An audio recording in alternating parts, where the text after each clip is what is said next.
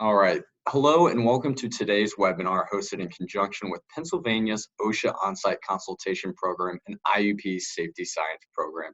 My name is Drew Garvick, and I'm very happy to be here with you all this morning. We've got a lot of great things packed into today's webinar, and I'm hoping that we're going to find some immediate takeaways out of this.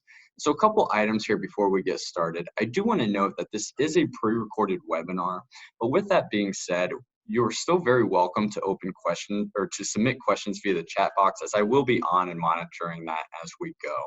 And secondly, just want to note that I am presenting on behalf of IUP's graduate program. I'm not representing any employer or promoting any people or products within this video. And with that said, let's go ahead and let's jump into today's presentation.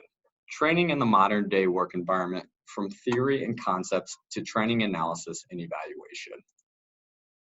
So in short today, we're really just going to spend some time to talk about training.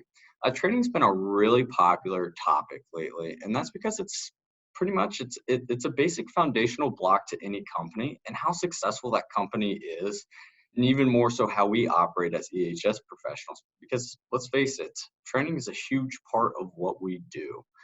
So we'll make sure to cover all aspects and hopefully build some capability for us behind this topic. But to start, I want to start by asking a simple question, okay? Do any of you allow outsiders, such as maybe contractors or new hires, into your facility without getting some type of initial training or initial onboarding? The answer is probably no. That any new face into our facility is going to have to go through some type of training. And we train these new people on maybe some of the site-specific procedures or policies we have, as well as identifying and informing them of the site-specific hazards that we have, okay? And training new faces may sound like a familiar task, and that's because, as many of us are probably seeing more and more of these new faces, it is a task that we are tasked with. And so right now is a really good time to go really big on training, as it again is a foundational block to a well-operating facility from all aspects: safety, quality, productivity, you name it. And I would even guess that effectively onboarding is probably a huge priority for us across our enterprises this year. And more talk on this in the coming slides. But the takeaway here is that we could simply have the most advanced hazard controls in place at our facilities, but we're still always going to assume some level of risk no matter what. It's that exposure to the risk that we really want to minimize, as well as also reducing the severity of that risk. But if we simply eliminate that exposure, then there isn't even a chance, or statistically a negligible chance, of loss from occurring. Loss in the form of an incident or an accident or injury, okay? So take a simple set of stairs, for example. From a risk approach, we've got exposure to a potential slip, trip, or fall incident, a walking working surface incident, okay? But that's why even going up a set of stairs may sound simple. We still train on the proper way to mount and dismount a set of stairs. And then the safe behaviors associated with that task, such as maybe simply using the handrails and ensuring the pathway to and from is clear. It's just a couple examples here. Having an employee slip while on a set of stairs is really probably going to cause quite a bit of damage or quite a bit of loss to the organization. Okay, they may slip and injure themselves. They may slip and fall and spill hazardous material, or maybe they even may slip and fall and hit somebody else, and then you have two employees get injured, okay? So as simple as just going up the stairs, there's a lot of risk for that. And that's why it's important that we as EHS professionals, or whoever's doing the training, that we spend that upfront and needed time to train not only our new hires, but also the rest of our employees, so that we are ultimately giving them all the tools and all the knowledge they need in order to be very successful at their job, and really work towards limiting that loss that we see. And if we're able to do that, then we're going to maximize the productivity for our organizations, okay? So let's move on here. Let's get into some of the topics. So we're going to start with how to build a business case for training and what its importance is from an organizational standpoint, that we do in fact go big on training. Next, we're going to dive into the trends recorded within the labor market and how they may be affecting us. Next, we're going to take a look at maybe some of the differences we see in the needs of our newer generations, with really the goal of just understanding them and keeping some perception in mind here. And then moving forward, we're going to talk about how we learn, followed by the adult learning theory. We'll then touch on how we can use technology to our advantage from not only engaging our participants, but also streamlining and standardizing our training programs to make them robust. And then lastly, we're going to talk about building our training programs from scratch and then how to simply evaluate them. How do we know how we're performing? So first up here, and before we start to get into that talk about training, we want to understand what's going on out there in the labor market. So let's take a few steps back and talk about the why. This is important to build some context. This is how we're going to help build our business case here. Our business case for training, that is. Well, it's through first understanding what the Bureau of Labor Statistics is telling us. As we are all already probably aware, this has been a huge topic of discussion lately. Simply put, it's hard to find new hires. It's hard to hire new hires, especially finding the right candidate for the right position. So let's go ahead and let's dig in and talk about some of the trends we're seeing, okay? Excuse me. So unemployment rate, let's start with that. We're seeing a 3.5% unemployment rate, and I got that stat as recent as October of 2019, and it's actually a 50-year low dating back since 1969, okay? So that's a historical low, and that's actually the 20th consecutive month of unemployment rates being less than 4%. That's huge, okay? But really the big takeaway here, and the thing to take away from this slide is that it takes on average 93 days to fill an open production position, okay? Production roles are some of the largest job groups or employ some of the largest amount of people in the US. And so if it takes 93 days to fill an open production role, that's going to cause a lot of loss to our organization, okay? But as a result of having a hard time filling that role, we're seeing employers raise on average their wage growths year over year by 3.1%, okay? So now with all that said, I want to ask just a few questions here. And this is pertaining to training now, but are you finding pushback from your organization on the amount of allocated time you have towards training new hires? Are you being asked to train better, faster, quicker in hopes to get these new hires up to speed? Or are you simply just having troubles in general scheduling training sessions? I know for me personally, these are all things I've experienced, as well as many of my colleagues that I talk to on a daily basis with. So I think instead of making the case as to why we need a 2-hour segment to train on a specific topic, let's work towards making our trainings that we do have a lot more efficient, okay? Because at the end of the day, it's ultimately about the transfer of knowledge from the trainer to the trainee and within that training environment, okay? And it's important that we focus on this moving forward because, as I've mentioned, we're seeing more and more new faces in our facilities, which increase that chance of loss, or that increases that chance of them getting an accident. And so if we don't effectively onboard and train them, we're likely to experience that loss. And then lastly here, why push back for a longer training time when there's simply great opportunity to probably make our trainings a lot more efficient, a lot more effective, okay? So now, okay, so we know it takes on average about 93 days to fill that open production role in the US, but how long do you think it takes to fully then onboard that new employee until they're at that point where they can solely operate on their own and not take time or resources away from the business anymore? Well, what if I told you that that period of time is about another 90 days or 3 months? So altogether, just to fill that role and to onboard that employee, we're looking at a 6-month gap time. And to be honest with you, I think that's being a little generous or a little lenient there. So then let me ask the question, what if that employee is, now we filled that position, that employee is now onboarded, and then what if they experience an injury now, okay? And what if they're injured to the point where we have an OSHA reportable? You're probably very likely, you could almost expect them to come on site, if not at a minimum, warrant a Category 3 investigation, which then prompts that rapid response investigation, but they're not actually coming on site. That's not stuff that we want as an organization. That's going to eventually cost loss. That's going to decrease our productivity levels. But let's say that OSHA does come on site. What are they going to want to see as pertaining to that incident or that injury?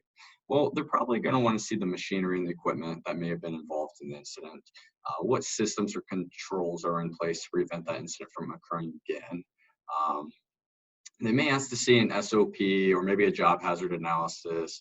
And then they're always going to want to see the training document pertaining to that employee. So in other words, can you prove that you trained that injured employee on the hazards in their work area?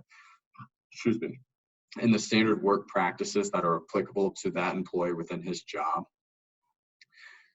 And then, so moving on from that now, the federal OSHA, let me pull that up real quick.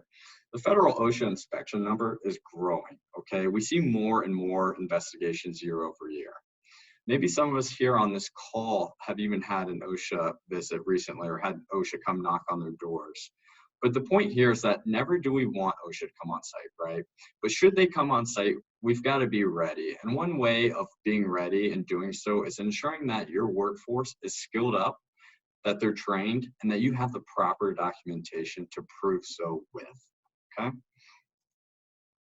So in these next couple slides, we're gonna change our focus from the labor market and touch base on what's going on from a generational standpoint within our facilities, and then how to operate a multi-generational workforce, and what some of the misconceptions, as I noted earlier, are that we all see and hear among this very popular topic.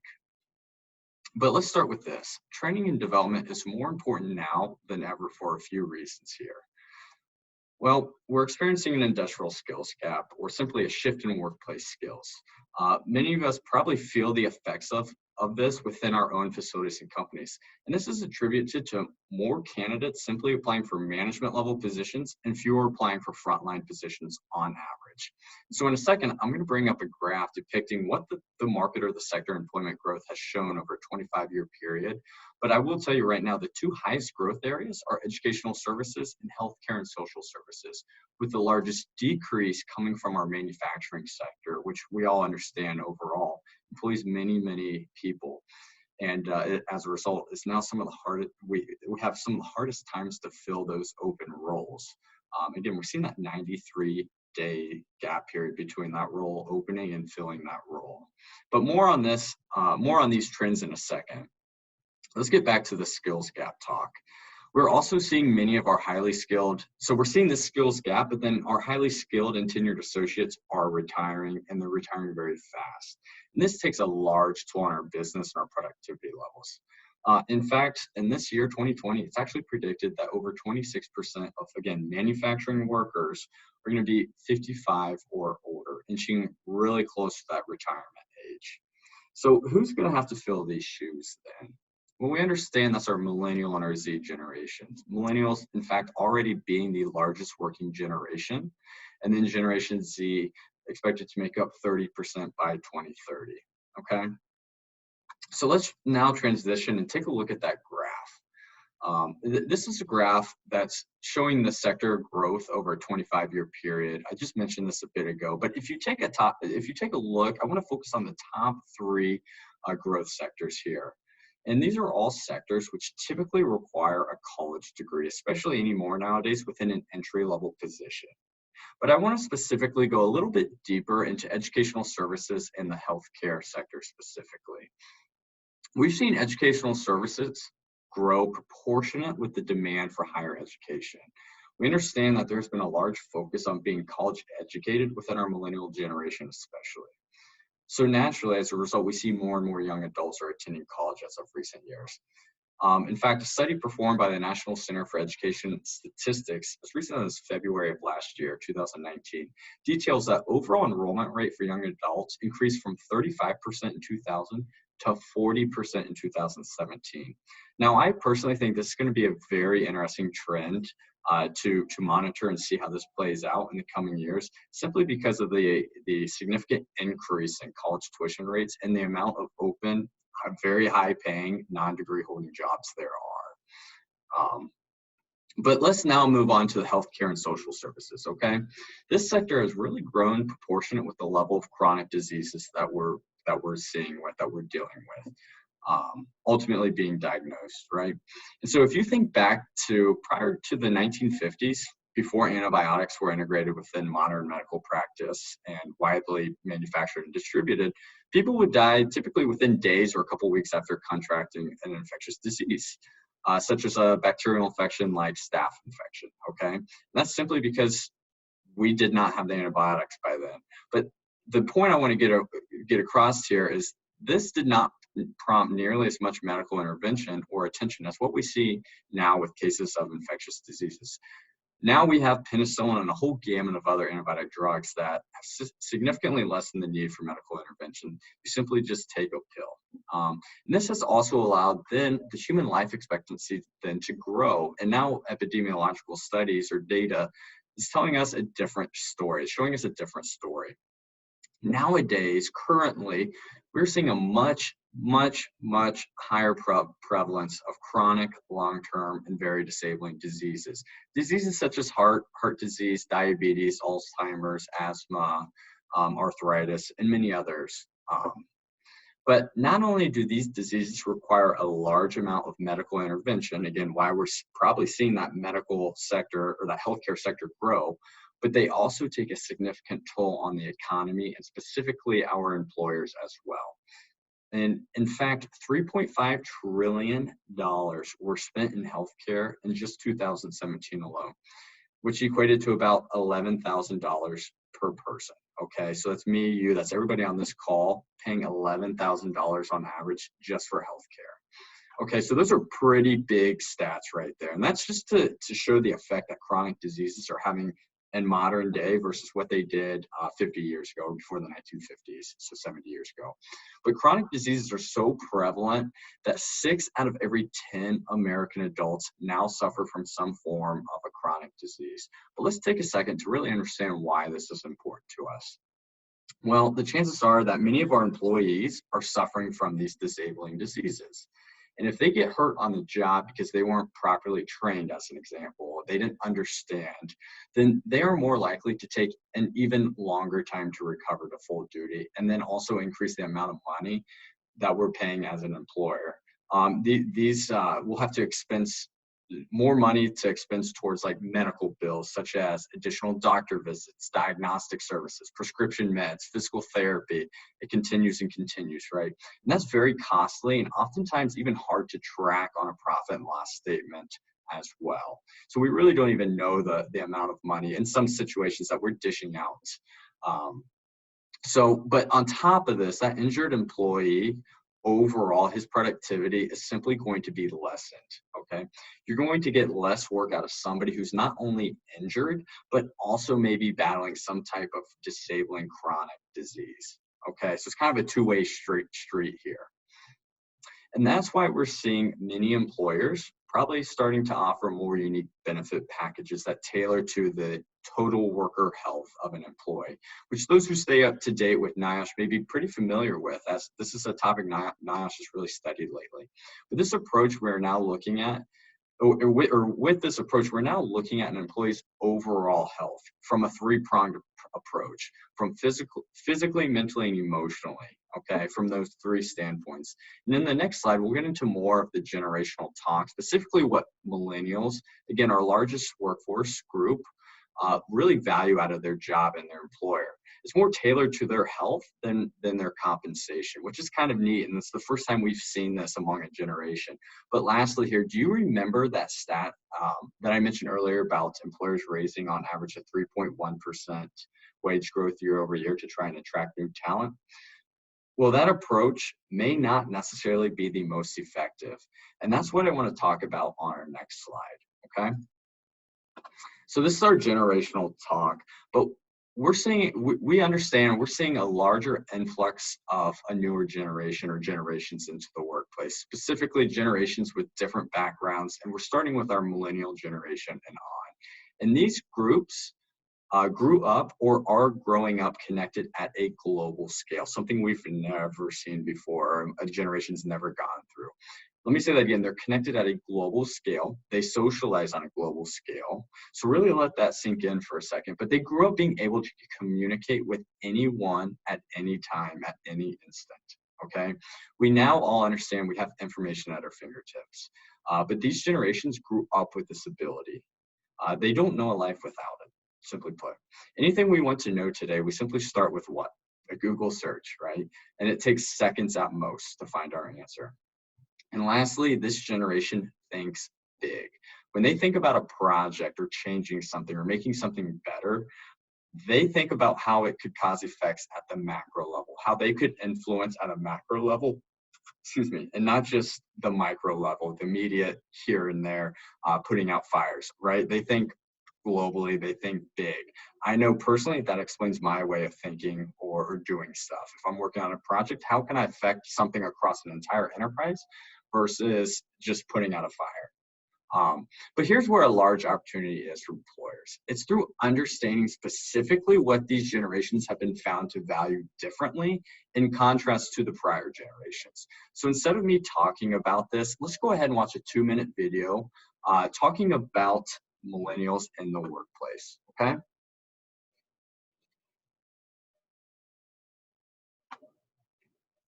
My dad was a boomer, and his deal was you went in at 9, you left at 5, you left your work in the office, you didn't take it home. I once know someone who got advice from an older person, a very senior executive, and the advice they gave this person who was my age, it was 23 at the time, was put your head down and look up in 20 years. And that is so not now the mentality for our generation.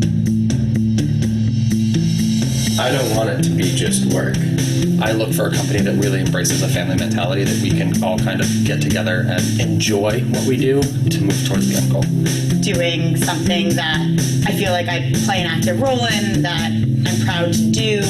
Feeling like you have a stake in that company. Flexibility to work from home or work remotely, whether that's being in a little earlier, a little later, or being able to take a longer lunch break in the middle of the day, as long as sort of you're getting your work done.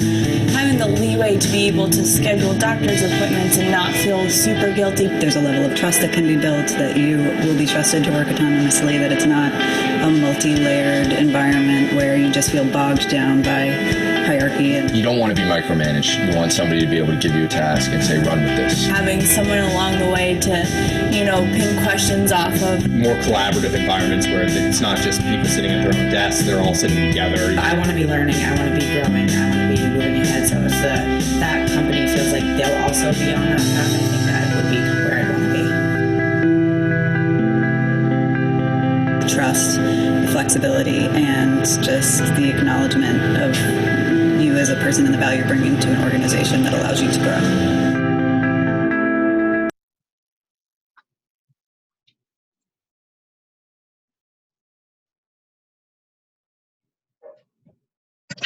All right. So what are some takeaways you got from that video?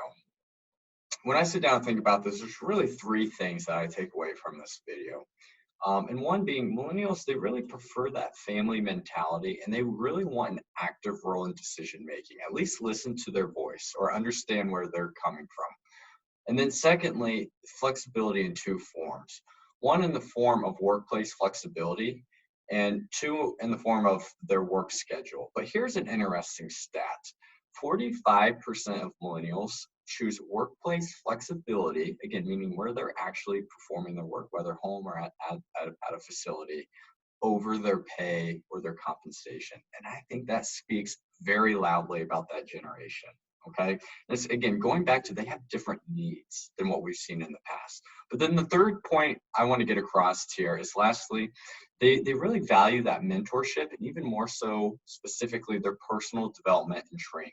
Okay, and so this cohort values these items so much that in fact 71% of millennials who leave their company within only the first 2 years of employment leave because of how they perceive their leadership skills being developed. And overall here, we're seeing 1 out of every 4 new hires quit as early as the first 6 months of employment. Excuse me. And these are pretty eye-opening stats. And this is why training, again, is so important moving forward. And this is why we're talking about it here today. But before we get into the training talk, let's quickly touch on one last topic, and that's that generational preconceptions. And let's relate them back to what we just learned about the millennial generation. Okay? And so, and then we'll end with some parting questions. But I want to start with a saying, and we've all heard something like this or something very similar. We've heard, she's lazy because she's old, or the alternative, she's lazy because she's young. These are all things that we've all seen, but this point alone depicts some of the inconsistencies we see among, call it the generational talk, or the items that we see and hear every day. But simply put, the differences we see among generations is really just differences in their wants or their needs out of their jobs are.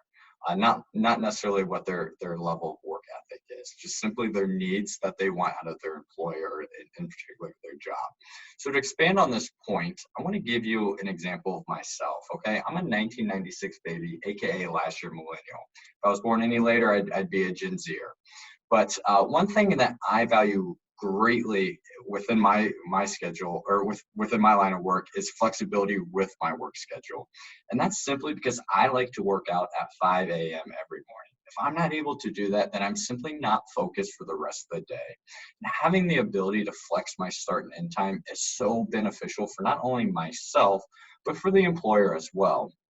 They're going to organically get a higher level of work from me. And for myself, I know I can now stay as late as maybe I want, because that's the one thing I said I have to get done for today, or that I have to do every day. So in this scenario I mentioned above, she's lazy because she's young and vice versa. Would you then consider myself lazy for maybe showing up later than what everybody else may? I would guess probably not. Okay, so there's many other examples out there that I'll touch base on in a second. But that's why we need to work towards getting to really know and understand our team members, and in particular what their needs are at a personal level, versus simply classifying them with maybe some false or incorrect misconceptions about them, and in particular their generation. Okay, so maybe some of the other preconceptions that we may see and hear include, and doesn't necessarily mean they're true, that's just what we see and hear, are communication preferences, comfortability with technology, resistance to change, or unwillingness to innovate. And that's why, let's use communication preferences as an example. That's why you need to get to know, if you have a direct report or maybe even a manager, that's why you need to get to know what their communication preference is, whether it's a call, whether it's a text, whether it's an email, an IM. Understand the way they operate. And so when you have to communicate with them, you know that the medium of which to do that through, okay? So let's move on to these parting questions here. So I just want to ask a few questions. I want to start with this. What's the cost of having a job open for 93 days? Then what about onboarding that employee for another 90 plus days? Right there, just those two things alone, we're looking at a 6-month gap time at least, at minimum. But then what if that employee gets hurt? Then we have to schedule overtime for that missing employee. And then ultimately, what if the employee decides to leave? Or what if that employee's other team members or colleagues then file a complaint with OSHA? And then so with having that role open again for a very long period of time, or even going through an OSHA investigation, do you think that that's going to impact our business in some type of way? Is that going to impact our client relations, the ability to manufacture or produce products, or even our employees who are the ones, the front line of our organizations, making the product, selling the product, and overall affecting the morale of the facility? It's probably going to affect it, right? So altogether here, to wrap this slide up, we invest a lot of organizational time, resources, and money into training and developing new hires, only to have all of those resources be wasted if they simply choose to get up and leave. And we're back at step one with having to fill that open role. So a lot of information there, but let's begin to now transition into our learning and our training segments of today's webinar. But before we get into that, I want you to take a few minutes to sit back, get a pen and a piece of paper. I want you to think of a great teacher, a great coach, a great mentor, somebody who made a big impact to you, okay? And while you do this, again, grab that pen and paper, and I want you to do something that's going to make sense at the end of this presentation. May not make sense now, but it will at the end of this presentation. But I want you to use your less dominant hand. So if you're left-handed, use your right. If you're right-handed, use your left hand, and write that person's name down, okay? So you're writing their name down using that less dominant hand, and then I want you to write down some of the characteristics that made them very good at what they did, at ultimately developing you. And so now we've got hopefully a name down and a few words or phrases written down. And let's say if you didn't have anyone that came to mind, just write down a couple of the things that you think would make a great leader, okay? And for now, I want you to hold on to that, but let's go ahead and move into learning then. So in general, we've got what I like to refer to as 3 learning buckets. That's our visual, our auditory, and our kinesthetic learners. And even all of us on this webinar today fall into one of these buckets for the most part. But let's dig in and talk about what they really mean. And first up, we've got our visual learners. These are learners who like to learn by simply observing. They prefer to look at pictures, diagrams, charts, and figures. Very analytical given their knack of digesting information in this type of format. They also prefer the important information to be emphasized in the main points highlighted, or to at least stick out from the rest of the information. And this is why, this is their way of understanding what they need to know is important and what they need to take away from that training or from that, whatever it is we're having, right? For example, that's why I've bolded and made some of these items in this slide alone stick out from the rest. And that's because I want you to simply remember those items and take that away from this slide. Because I don't expect you to remember, obviously, everything about this slide, but at least the 3 learning buckets, that visual, auditory, and kinesthetic learners. But moving on to number 2 here, our auditory learners. These are learners who really prefer to hear information presented through a lecture-based format, which obviously makes sense given their name. They like information to be emphasized, though, differently than what our visual learners do. Auditory learners like debates, they like speeches, and they like information to be read aloud as opposed to what we see with our visual learners. And an example of a typical auditory learning environment is that of a typical classroom environment, okay? We have a teacher up there presenting. And then our last group here, that's our kinesthetic learners. Okay, and I've got a asterisk next to kinesthetic, because I think this approach to learning is largely untapped. I think there is so much room for this type of learning to occur.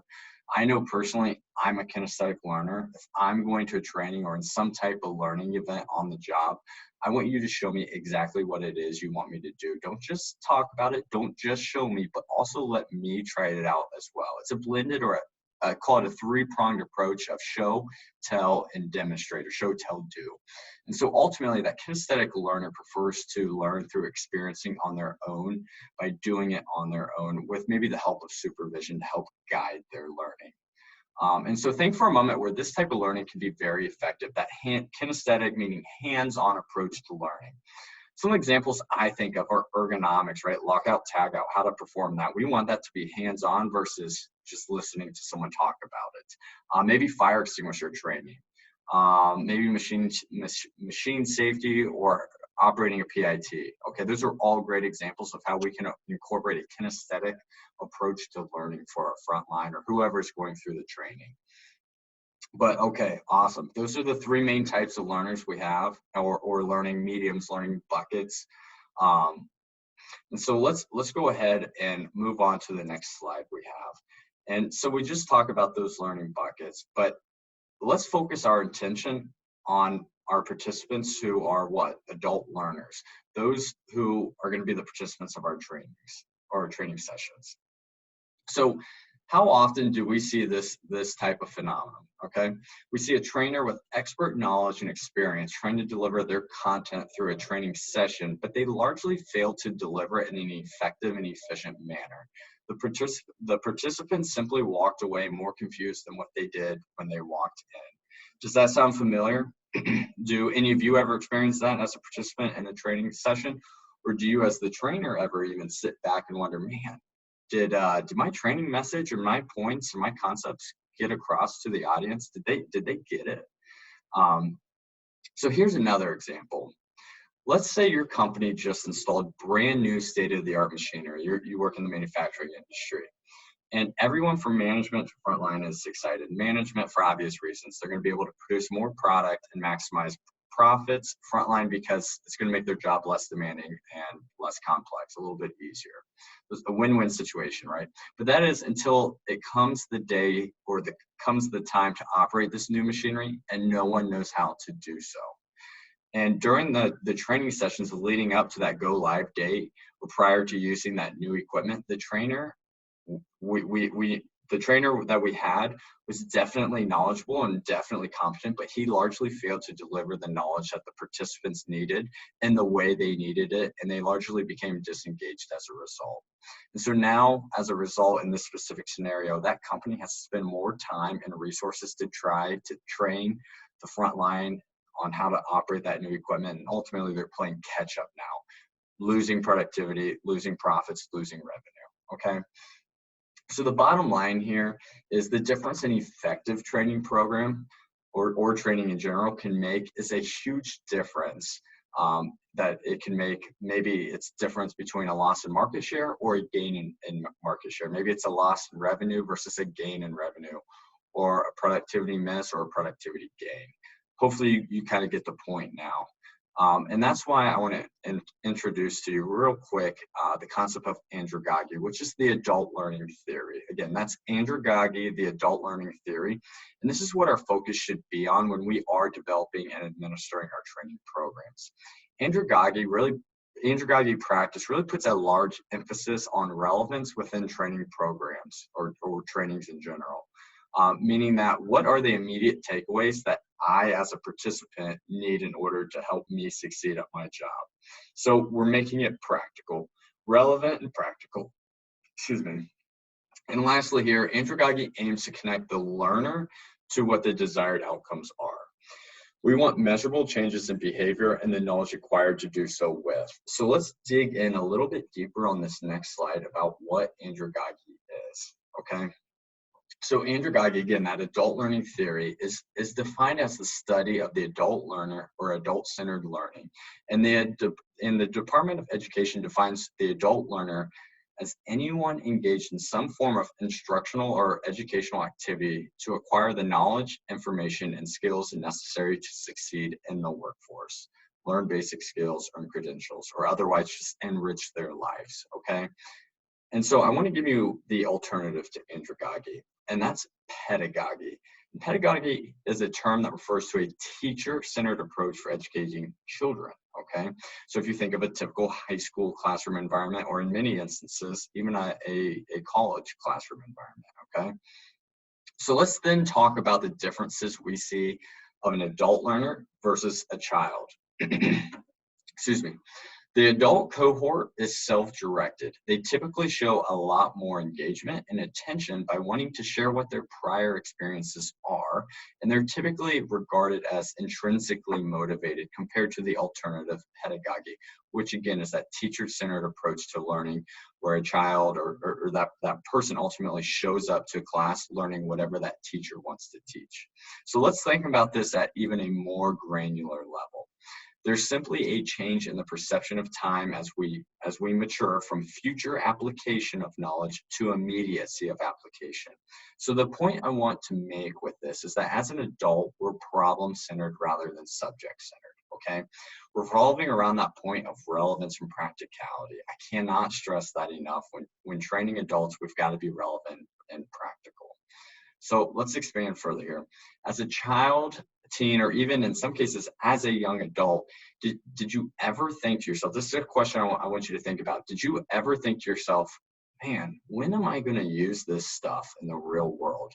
Whether it's high school geography or geometry, whatever the case is, did you ever think, man, or calculus, when am I really going to use this?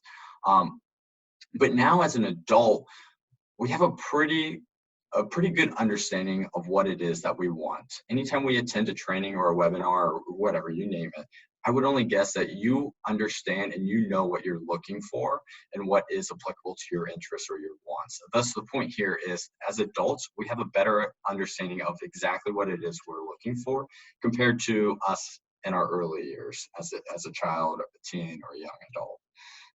So now moving on to the trainer side, if you want to be an effective trainer, I urge you to be a facilitator. And not versus being a lecturer. Tap into and acknowledge participants' prior experiences, since again, that adult just wants to share those experiences. And anyways, if you do get that, you're engaging them, you're getting dialogue, and then you're getting a diverse set of skills within that training environment. But tapping into a participant's prior experiences is going to allow us to create and foster an elevated level of learning and drive that positive engagement that we want within our training sessions. So to wrap this slide up, 5 points here. Let's make sure as a trainer or as a facilitator, we incorporate relation to the audience, okay? And then secondly, let's explain what the importance of the training is. Let's clearly define the roles and expected behaviors or takeaways from this training. Fourth, let's make it practical, okay? So clearly describe in detail what your points are. The focus is, again, on the participants, not on us as a trainer. We already know the material if we're the one presenting it, or hopefully we do, right? And then fifth and last point here is let's engage the audience to facilitate a positive and desired learning outcome. A big piece of this is utilizing technology too. There's so many cool and very unique ways to do this. And so that's why this next slide is devoted to some of the really neat technology and tools that are out there that many are free that we can all use to our advantage, okay? So here's our technology slide. For the purposes of time, we're really just going to cover the top 3 bolded items there. But technology, just as I mentioned, is going to allow us in many cases to keep our audience more engaged overall, extending past what maybe our own inner abilities may allow us to do so with. And that's why we can and we should leverage technology as much as possible or as reasonable as possible, as there's just simply so many different ways to use this within our training programs. So first up, let's cover Kahoot. Kahoot is a trivia-based game that allows users to connect via their smartphone or any device that connects to the internet. There's no limit to group size. I've actually done this before with very large audiences in prior presentations, I think close to 100 participants. And everyone was able to log in, and I got everybody logged in within a matter of 5 minutes, okay? And they had no idea I was doing this. So it's a very neat feature, and it's a lot of fun too. But once users are in, you simply just start the game. Questions are going to appear on a screen, and the participants will simply mark their answers on their phone. Okay, they use their phone to answer the questions on the screen.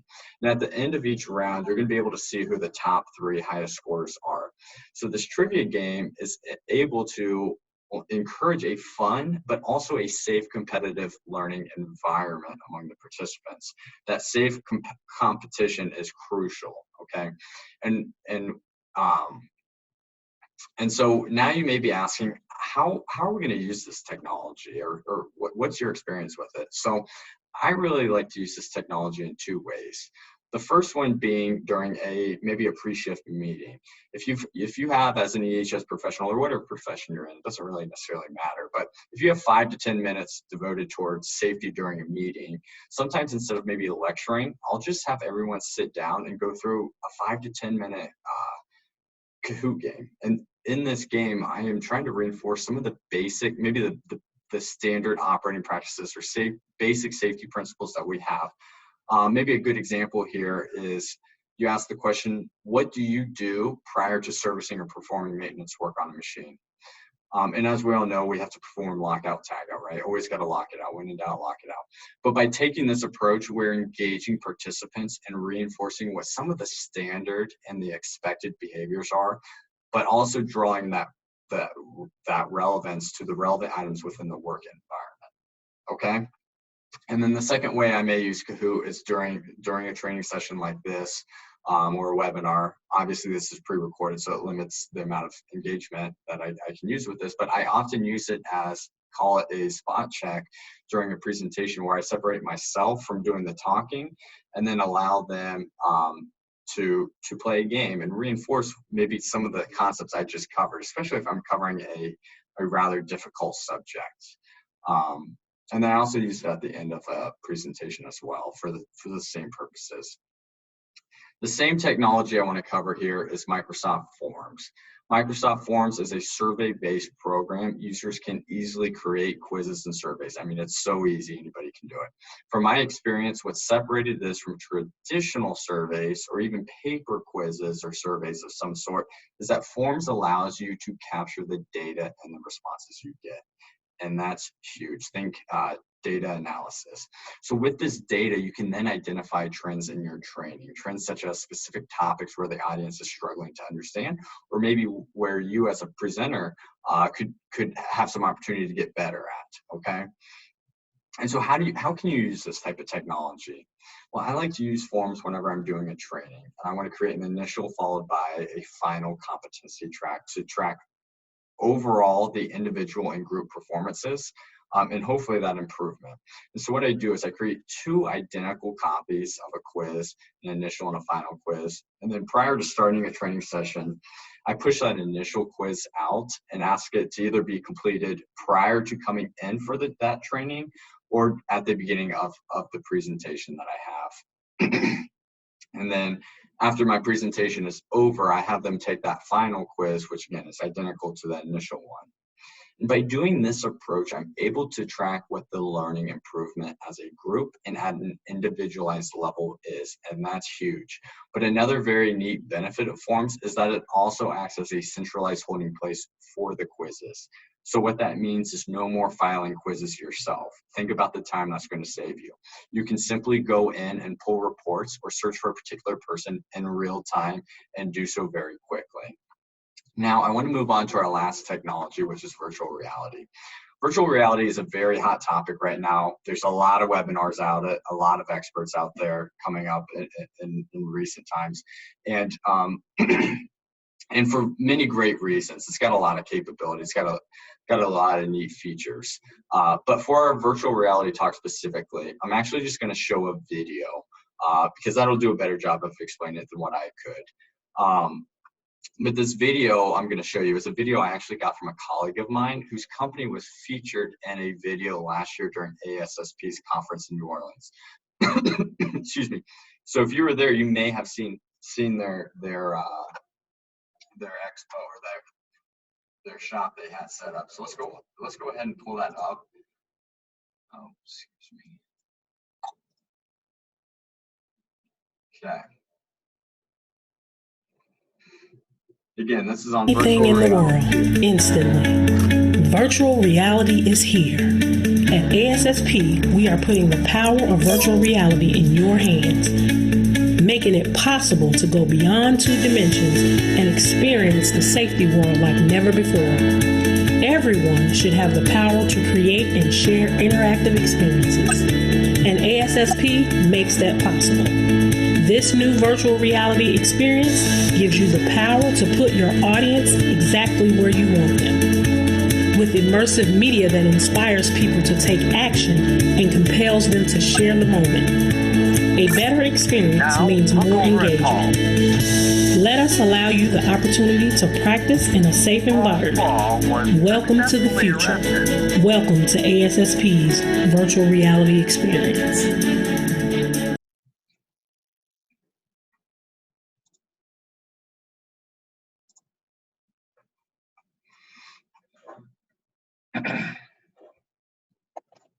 Okay.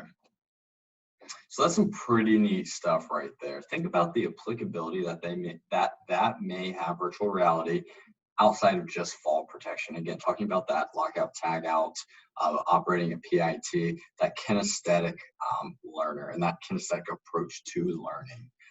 But let's go ahead. Let's wrap things up for this slide here. There's a lot, simply put, there's a lot of very neat and very interesting things out there. I urge you to just go out and do some research on your own to really see what makes sense and is going to work best for you. But I can promise you right now that there are some immediate applications here that we can all use. And again, many being free, Kahoot being one of those. Even Microsoft Forms if you have a Microsoft package or a Windows package.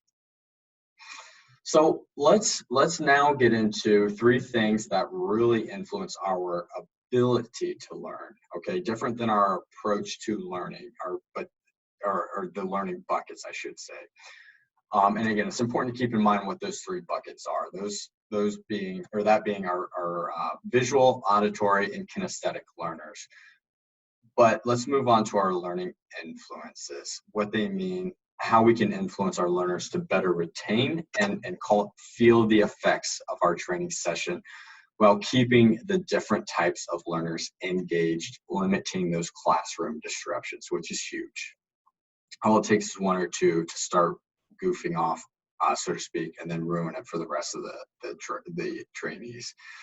And so we start with drawing these emotional appeals, and we do this by provoking feelings, by making connections between what the course material is and what the participants' personal interests are. So we need to learn and identify what they value in order to stimulate a larger emotional response, okay? And then secondly, it's important that we create a learning environment that stimulates cognitive thought processes, meaning it makes them think. The goal of this is to keep them thinking. If we keep them thinking through spot checks, asking them about prior experiences, and maybe even incorporating some competition, we are more likely to keep them engaged and reduce any lack of interest or motivation that they may have otherwise. And if our participants become distracted and disengaged, we all know this can be absolutely detrimental to the classroom dynamics. And then lastly here, we need to work towards tying in our main points with what that desired behavioral outcome is.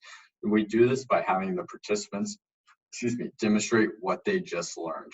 We organize some class discussions, and as always, we make learning practical and relevant. One example here is maybe you're talking about your PPE policy and you've got a group of PIT drivers, okay? And you go, guys, you may not think wearing protective safety footwear is important, but all it takes is that one time when we have a walkie rider and you jump off it and your foot gets stuck under that wheel, but you're not wearing protective safety footwear. That's going to probably hurt a little bit, right? That's going to crush and fracture your foot, and you're probably going to be out of work for a very long time, okay? So that's how you go about stimulating that emotion, making them think, and then changing that desired behavior, right? So we want them to then wear, and remember that in the back of their mind, to wear protective safety footwear, okay? So the takeaway of this slide is engaging a participant's feelings, provoking thought processes, and changing behaviors through interrelated training techniques is going to serve to provoke a much larger learning curve. And that's what we want, okay? So now I'm going to take you through this slide, the trainer, AKA the communicator. I got this quote, and I love this quote. I got it from Dr. Schwartz. He's written many great books, and I got this from one of his books, The Magic of Thinking Big. I recommend any of you reading this. But he says the only thing that counts about a person's vocabulary is the effect that that person's words and phrases have on their own and others' thinking, okay? So positive and optimistic versus pessimistic, okay? And so we simply do not think in words and phrases, but rather we think in big pictures and images. When someone starts to describe you, what do you do in your mind? You start to think about and form a picture in your mind, okay? So at its core, words are the raw materials of what our thoughts are. And then when spoken or read, our minds transform and convert these spoken words into that picture within our mind. And these mind pictures are then modified by the kinds or the types of words we use to name and describe things with. Again, that's why we want to use those optimistic words. But as a trainer, we're also a communicator, okay? So we need to ensure that we delicately craft our message by creating and painting those positive, forward-looking, optimistic pictures in the minds of our audience, okay? And so when we speak or we write, we are in a sense a projector showing a movie for the minds of our audience, okay? The type of movie we play is going to be determined by the outcome and the reaction of our audience. And so we want to avoid using the use of maybe complex terms that they're not familiar with or concepts, and ultimately speak and call it an equal language as often as possible if you can. Again, the focus is on them, not on you as a trainer, okay? So here's some Andragogy best practices. And let's start with this top one here. We want to administer frequent and contact interactions, limiting distractions, limiting side discussions, okay? But then we want to encourage dialogue and cooperation among the learners within the training context, and then applying active learning techniques for the different types of learners. And then we also want to provide that positive feedback to reinforce what our desired behaviors are. Again, wearing those steel-toe shoes, or the protective safety footwear, I should say. And so here's some practical tips here. Anytime I present, typically obviously in person at an event or whatnot, I utilize many of these tips, and it just makes it that much better, okay? But one huge thing here is simply having music to ease the tension and facilitate dialogue, okay? So think about it for a moment. Think about a training session where you walked in, maybe you're the first participant, maybe you were the last, and you walked in and it was dead silent, okay? That's awkward, okay? So in order to combat that undesired behavior, that thought, I should say, is have that music playing so that it's a little bit more lighthearted in there. You walk in and it's kind of like, hey, how are you doing? But then to that second point there is, as a presenter, greet each member, if able to, as they walk in, hopes to develop that relationship with them, okay? And then, as always, who doesn't love food, beverages, snacks, okay? So that's an easy one. Make jokes, create some laughter out of them, especially even before the training starts, to ease that tension. And then this is a big one. We want to create a safe learning environment where participants not only feel encouraged to, one, share their thoughts and their feelings, but then also ask questions, okay? When they ask a question, that's where a big learning opportunity is, if you can deliver on that question being asked. And then we always want to connect the training outcomes with the audience's experience and blend them together, okay? And that's, again, having a diverse approach to learning. And then we always want to provide those hands-on, kinesthetic opportunities to learn. Show me, or tell me, show me, and then let me perform. Show, tell, do, okay? And that's where that learning, that behavior changes. And then encourage, again, those shared perceptions. So remember, facilitators should create a learning environment where they act more as a mentor or a manager of learning, as opposed to one of an information deliverer expert or someone who just dumps information, okay? Maybe that's how I sound right now, I don't know. But the final takeaway here is, I'm just gonna spend another 30 seconds on this slide. I'm not gonna really get into that. But the final takeaway here is, we have two basic learning models. We've got one, Andragogy, which is ultimately that participant-centered approach, focused on the adult.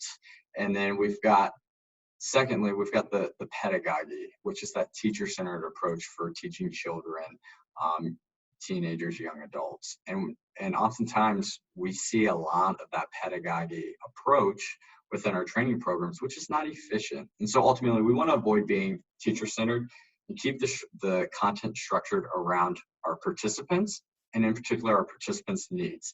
After all, they're the ones that need the training, not us, okay? So now we're going to switch gears. This next part's going to go by really quickly. We've got 9 slides left, but we're switching gears from theory and concepts, what we just learned, to analysis and evaluation of our training programs. And at a high level, this is how we're going to break it up. So training development, and there's really 5 steps that goes into training development. Step 1 being, we have to perform some type of analysis of our loss areas. Step 2, we then determine why we're seeing this loss. Step 3 is, now we begin to develop our training program targeting those loss areas and specifically what we need to do. And then step 4 is implementing our program for targeting those who it's going to be applicable for, our high-risk group or high-loss group, however you want to call it. And then step 5 is evaluation, determining our program effectiveness. So step 1 here is that, again, performing analysis. Is really 2 buckets here. You've got rates and regulatory requirements. With our rates, you want to look at leading indicator rates. What are they telling us? That's through observations, compliance levels, safety meetings, et cetera, et cetera. We all know what leading and lagging indicator rates are, so I'm not going to get into that. But what are they telling us? What are our areas of opportunity? And then for our lagging indicator rates, where are we seeing a spike in injuries, or where's our highest injury group okay? And then once we see that, then it's time to think, okay, let's go back, let's take a look at what we're doing and how we can make it better, okay? And then you've got your regulatory requirements. This is standard one. In this bucket, we want to identify what regulatory requirements are first applicable, and then how we ensure we have programs in place to minimize loss within these buckets. And some of the typical agencies we see are EPA, OSHA, DOT, FDA, okay? The easy ones right there. But then moving on from the where our loss is, now we're gonna determine our needs and the why, okay?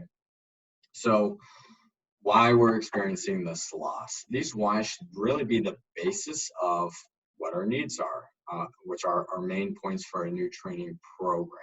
So determine what your needs are to be able to fill those identified gaps, okay? And so this is where you ask yourself, what do we need to change or do differently to get better at? And that's taking a look at what's the program, how's the culture, what's the system, etc. Things like that. Again, I'm covering this at a high level. I'm not going to get into specifics here. But that's step two. Step two is that why. And then step three is how. And this is the development stage of our actual training. Once we determine our what and our why, we're going to begin the process of implementing our how. And it's very important that when we do develop these programs or these courses that we stay student-centered, Andragogy, while avoiding that teacher-centered approach, okay, which is the alternative there, and which we see quite a bit within our industries, right? And so we can do this by applying Andragogy's main principles, as noted previously, and create that environment of shared past experiences, making it relevant and having practical outcomes. Those defined changed behaviors, okay? And during the development phase, a cross-functional team is needed, simply put. You can see some of the members that would make up this team there. I'm not going to read through each one, but the takeaway here is have that cross-functional team when you are developing your training programs. Step four, this is an easy one. This is, okay, once we've developed our training program, that's the hardest step, right? Once we've developed it, who do we want to target? And that's simply put, who's experiencing the loss? And once we have these questions answered, then we're going to implement our training program to hit these high-risk groups first, okay? Simply put, we never want to train a group where the specific loss is not attributed to them or not even applicable to them. And it's just a waste of organizational time and resources, okay? So the takeaway with this slide is target those who it makes sense to target, the actual risk or loss group. Step five is all about measuring and improving, ultimately evaluation. And that's the what are the results we're seeing. And so I want to talk about what the Kirkpatrick model, and it's really broken up into 4 different levels, okay? Level 1 being reaction. How did the participants react to the training you just had? We determine this through measuring the participants' satisfaction within the training course. So think for a moment, what are some of the tools we could use to help us with this? Again, measuring the participants' satisfaction, how they felt about the training program. That's using Microsoft Forms or some sort of survey, okay? It's as easy as that. And again, it tracks the data for you, so it's little management on your end. But moving on to level 2 of the Kirkpatrick model, that is the learning. Is there an increase from the participants' baseline knowledge, skills, or experience? What can we use to help us here? I talked about how I personally do a baseline and a final competency check. Same thing here is using some type of evaluation tool, Microsoft Forms, or whatever survey tool you like to use, okay? So step 1 is participant satisfaction, and step 2 is their actual learning increase from baseline to final. Step 3 then is that behavior, okay? So are they utilizing what the desired behaviors were within their work environment? And this is really how you're going to determine the effect that your training programs are having on the trainees. They may understand the topics very well. They may score very well on any test you give them. They may be very satisfied with the training, but that's really outside of the point now. We want them to start using this new knowledge within their work environment whenever applicable, okay? That's where that change is going to occur, and that's where those results are going to start getting better. And again, the goal of our training program should be to make somebody more skilled or more knowledgeable about something. So when they leave the training, they're overall better than when they came in prior. Okay. And then for that that desired outcome or behaviors then to carry into the real world. And that's level 3 again, that behavior. And level 4 is the results. Are we seeing measurable positive impacts or changes within our business? This is where we compare those initial trends and that initial trend analysis, where our loss is, again, from our leading or lagging indicators or regulatory driven items to what our results are now. Are we making an impact through our training programs? Okay. And with that, let's take a minute to recap overall what we just learned from training analysis and development to evaluation. So in short, we followed the ADDIE process, and that consists of developing training programs and presentations by first performing an analysis, determining our needs, developing the material, implementing our training program at our highest risk groups, and then evaluating by measuring and improving. Okay. So it's as simple as that. That's the ADDIE model. There's a lot of great resources out there. I would urge you, if this is a topic that's really important to you or that you're passionate about, go look at the ADDIE model, okay? But so now let's recap everything we've just covered in one final takeaway slide after that. So in summary, we covered quite a few topics. Took a lot of time to discover these, to talk about these topics. But we started by understanding why training is important, okay? It takes, again, 93 days to fill an open production role. Production employing many people, okay? Then it takes another 90 days on average, and again, that's being very generous, to onboard that employee. Then what happens if that employee gets injured? They get injured to the point where it's a lost time, okay, or a reportable incident. And then if you don't make that employee happy, you're not developing, you're not training them in the way they want, they may be likely to leave, right? And all of these outcomes pile up. So take a cut out of that gap time, that overall gap time from a position being opened to that position being filled, onboarded, etc. And we're going to make our training programs efficient and effective through doing that, and reduce the frequency of accidents or ultimately loss from occurring. After all, who's our targeted cohort? It's probably our less experienced or newer employees that are getting hurt. So let's go big on new hire training and really make a business case for it, okay? And then additionally, let's provide streamlined, efficient, and effective training programs. Or doing this will not only get our employees up to speed fast, but it's going to make them overall healthy or happier employees, making them less likely to leave. Again, if they do leave, that's a complete waste of time and resources from the organization. It really hurts, right? So now that we've made that business case, we need to understand how to train a multi-generational workforce with many different preferences and needs out of their jobs. But the one thing that stays true through it all is that at the end of the day, we're all learners, okay? We all fall within 3 basic learning buckets, that visual, auditory, or kinesthetically inclined bucket, okay? So tailor our training sessions to engage all 3 of those buckets. And then don't forget to create those emotional appeals, stimulate cognitive thought processes, making them think, and then facilitate those change behaviors. Show them exactly what we want them to do, okay?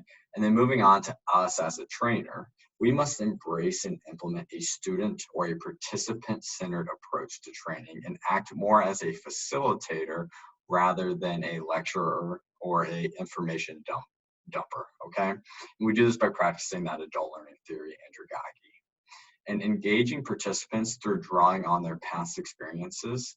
And we do that through engaging participants by drawing past experiences, making training relevant, giving them specifically outlined takeaways that they can use right away, and then we make it practical, okay? And lastly, we learned high-level training from where our loss is to why are we seeing this loss to how we're going to develop actions to mitigate this loss moving forward, and then implementing these actions and evaluating our performance using that Kirkpatrick model. And with that, I have one slide left, okay? And I want to wrap things up by simply just playing a video, and hopefully this will tie in many of the points that we covered today. If not, we'll get to why in a second.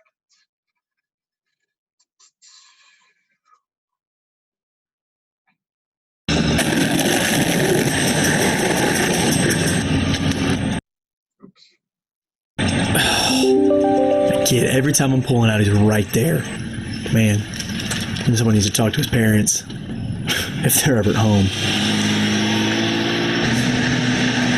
What is it with the traffic today? And always, every day, this intersection's always crowded. I hate pulling out of here. I need some of these dumb roads. Oh, there's...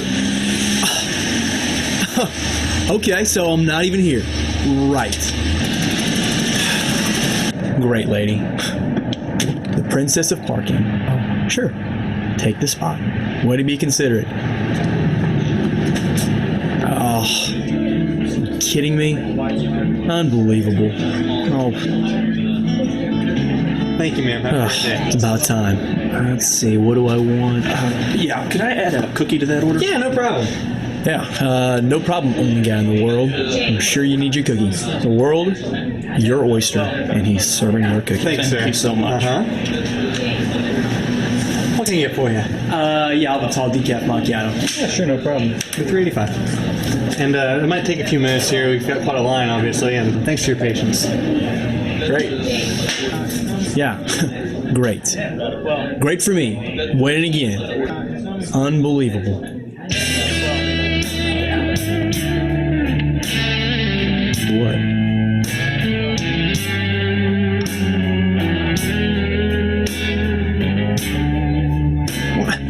What is...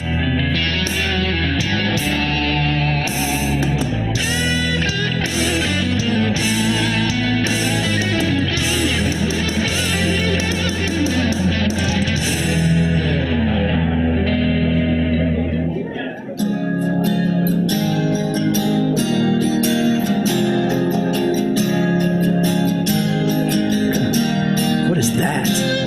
What in the world?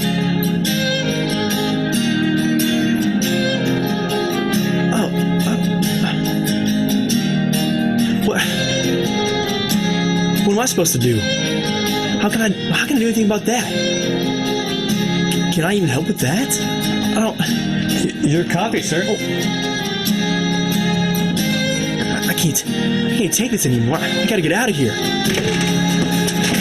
Hey, what? Sorry, so sorry.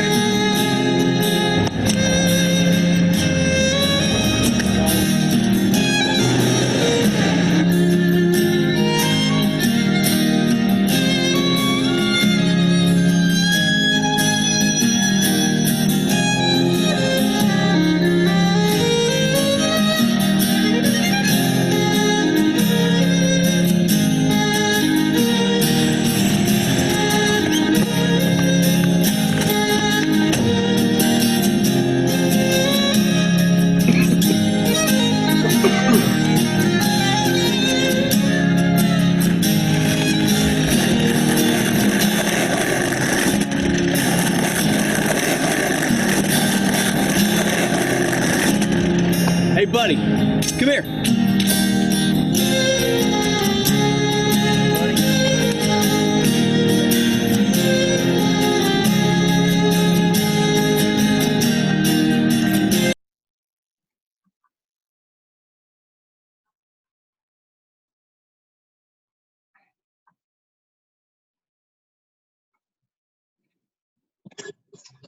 All right.